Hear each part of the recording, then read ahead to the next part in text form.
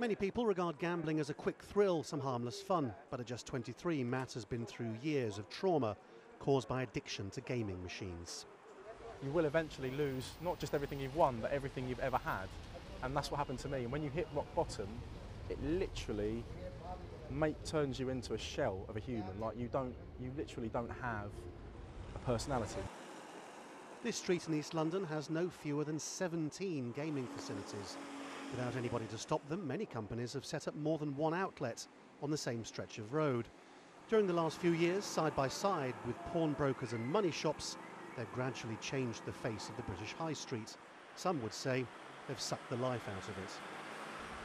Go to any working class town centre up and down this country and you'll see a similar picture. Lots of expressions of the collapse of the traditional high streets here, mirrored by the seemingly inexorable rise of very high interest payday lenders and gambling outlets as well. The police don't like these things any more than local authorities do, since they're seen as feeding off poverty and encouraging crime and antisocial behaviour. But the problem is, at the moment, nobody outside central government has any power to stop their rise. The addicts don't go in to bet on the horses.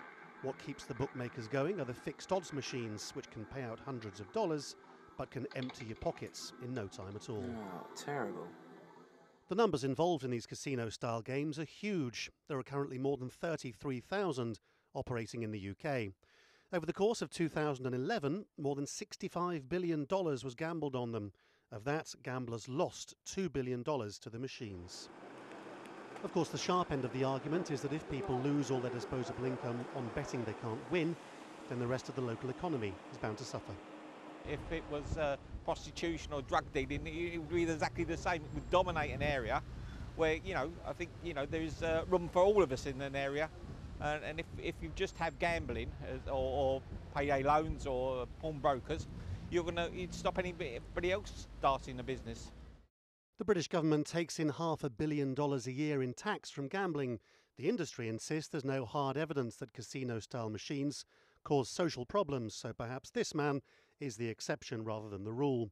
Others would argue that gambling is the hidden demon, casting a toxic spell over Britain's high streets.